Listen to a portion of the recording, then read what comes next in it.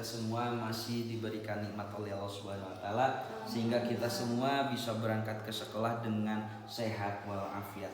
Baik, pagi hari ini Bapak akan menjelaskan tentang kewajiban seorang muslim yang meninggal ataupun pemulasaraan jenazah. Kewajiban seseorang yang hidup terhadap orang yang meninggal ada 4 kewajiban. Yang pertama memandikan, yang kedua mengkafani, yang keempat menyolatkan, dan yang kelima menguburkan. Baik, sebelumnya ada pertanyaan? Terima kasih. Coba simak video yang memang durasinya kurang lebih 17 menit 28 detik. Tapi insya Allah Bapak akan dipersingkat dan diperjelas. Silakan simak video berikut ini. Syarat mayat yang wajib untuk dimandikan. Yang pertama, mayat itu adalah seorang muslim, bukan kafir. Nah, kemudian ada sebahagian tubuh mayat yang dapat dimandikan. Selanjutnya, bukan bayi yang keguguran dan ketika lahir dalam keadaan sudah meninggal dunia. Yang pertama adalah tempat untuk memandikan jenazah. Nah, biasanya tempat itu seperti meja tetapi ada bolong-bolongnya supaya kotoran dapat. Nah, gambarannya seperti ini ya. Berarti ada seorang mayat dan kita siapkan 2 ataupun 3 ember. Ember yang satu isi air sabun, dan ember yang kedua isi air biasa, dan yang ketiga isi air biasa juga. Awas ketika kita memandikan jenazah ya, kalau bisa airnya jangan kena air yang ada di bawah. Kalau kita air yang dipakai memandikan jenazah, lantas kita air tersebut kena cepratannya ke wadah ataupun ember, berarti air tersebut air mustakmal.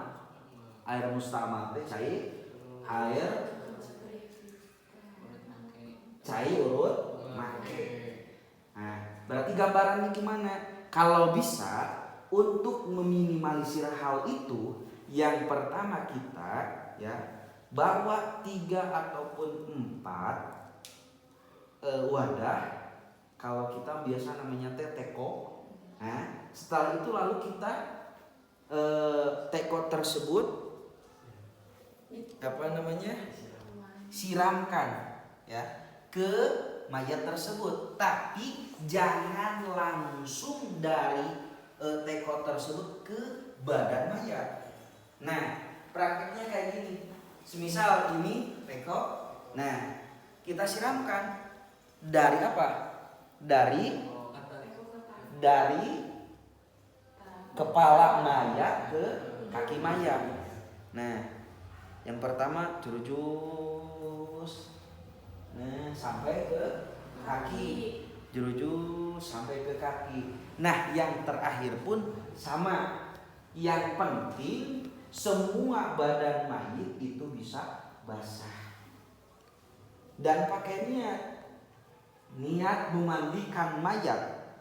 Kalau laki-laki, nawaitul ghusla an ghusli hadzal mayyiti lillahi ta'ala. Nawaitul ghusla an ghusli hadzal mayyiti lillahi ta'ala. Kalau perempuan, nawaitul ghusla an ghusli hadzal mayyitati lillahi ta'ala.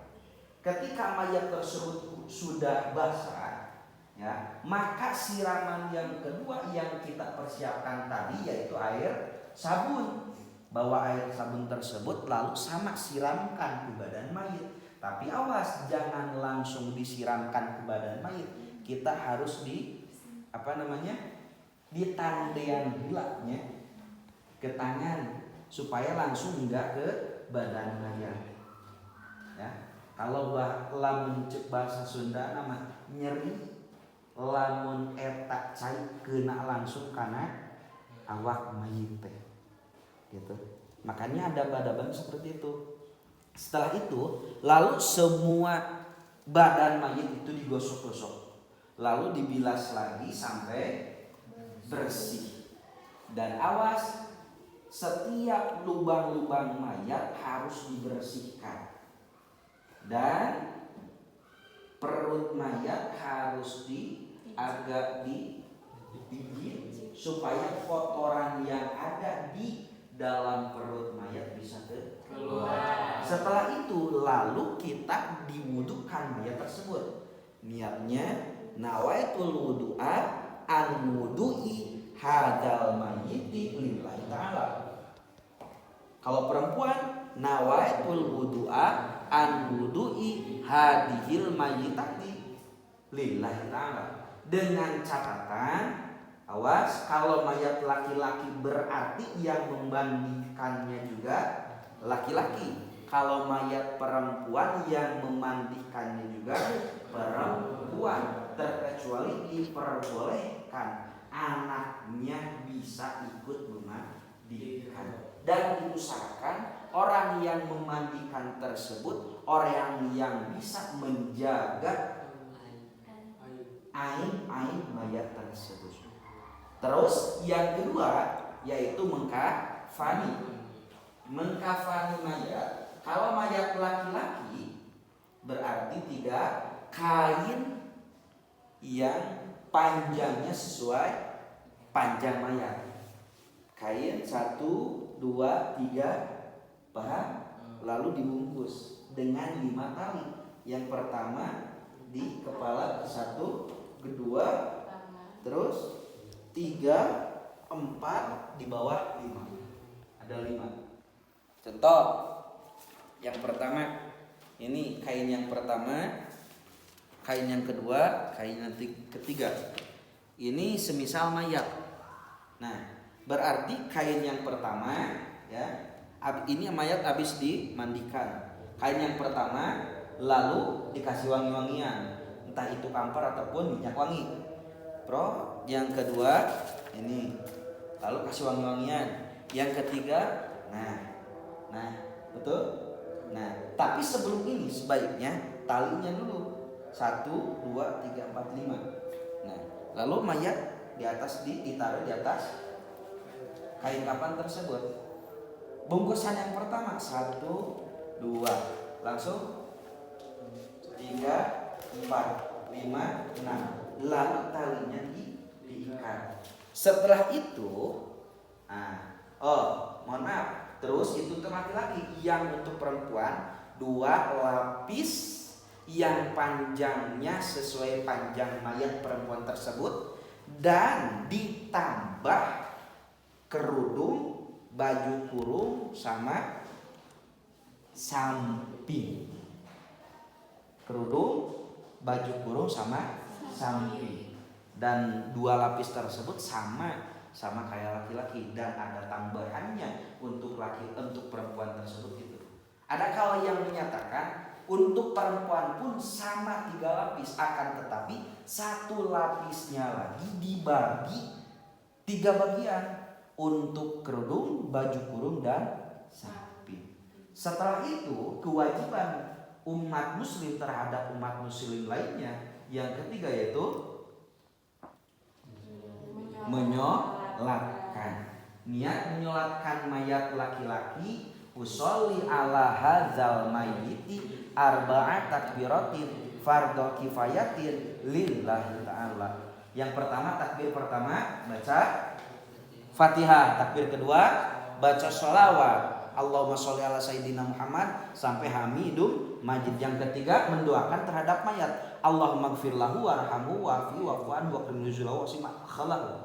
Yang takbir yang keempat mendoakan terhadap mayat lagi dengan kalimat Allahumma la tahrimna ajrahu wa la taqina ba'dahu wa gfir lana walahu. Cukup. Dan yang terakhir kewajiban muslim terhadap muslim yang meninggal yaitu ikut mengantarkan mayat tersebut ke dalam liang lahat dan menguburkan mayat tersebut.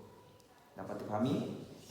Awas nanti ketika memang mayat mau diturunkan ke lubang, nah disunatkan untuk azan dan iqomah.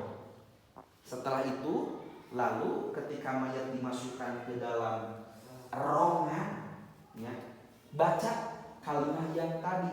Cukup dengan Bismillah ya ala millati Rasulillah Sallallahu alaihi wasallam Al-Fatihah sebanyak 3 kali.